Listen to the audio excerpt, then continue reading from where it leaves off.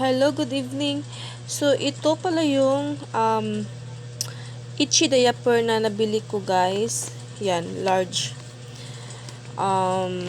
So, ayan na yung ginamit ng baby ko simula nung, siya, 8 months siya. Kasi papalit-palit ako. Hindi ko pa kasi to na try dati. Meron akong nagamit dati na Korean diaper, pero talagang sobrang nagra-rashes yung baby ko. So, buti na lang, kasi wala akong TikTok dati. So, buti na lang talaga is gumawa ako ng TikTok. So, doon ko to nakita sa TikTok, guys. Yan. Ang dami ko nang nabiling itchy diaper. Talagang hiyang na hiyang yung baby ko dito, guys. Dahil napakalambot ng kaniyang quality ng kanyang, ayan o, yung kanyang tela ba yan, yung ganyan. Walang stretch mark or walang yung sa bewang ng baby ko, wala kang makikitang niya. Hindi katulad ng mga nabili ko talaga dati na talagang sobrang dami ng rashes ng baby ko. So ayan, hiyang na hiyang siya dito sa itchy diaper, guys. Talagang hindi ko pinagsisihan talaga ito.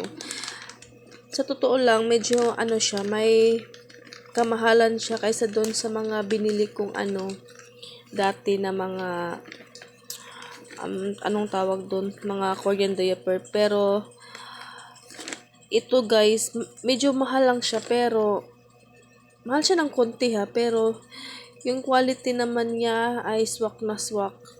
So dito na lang ako, 'di ba? Hindi naman siya ganoon kamahal talaga, guys. Siguro tinotal ko to siya, nasa lang yung isa nito, nasa siguro is 9, mga ganun. 9, so saan ka pa? 50 pieces na. Yan. Nabili ko to siya nung may sale sa TikTok. So yung binayaran ko lang is talagang ito lang. Wala na akong binayaran na shipping fee kasi meron akong voucher nung time na yun. So talagang sobrang tipid talaga ng pagkabili ko nito. Ayan, guys. Ang dami ko ng hanger kasi may free hanger to eh. Bibili ka ng isa, may dalawang hanger ka. So 8 months nung bibi sa isang nakailang bili ako nito. So sobrang dami na talaga. Ngayon is na si baby. 1 year in 6 months ata, 1 year and 6 months. So yan, guys.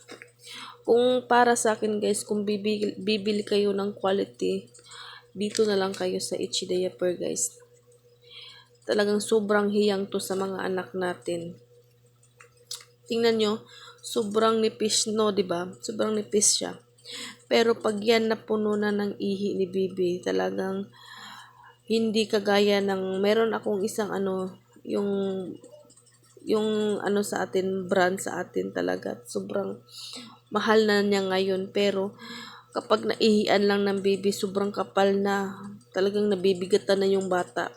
Pero ito, guys, talagang i-recommend ko to sa inyo na sobrang ganda ng quality nito, guys. Hindi nyo pagsisihan to talaga. Yan. Meron, pag gusto nyo bumili ng isa, dati kasi 315 yun, pero ngayon, bumaba na yung presyo niya. So, makakales na kayo. So, yan. So, yun lamang, guys. Ay sana may makuha kayong dito sa aking idea. So, yun lang. Thank you very much sa inyong panonood.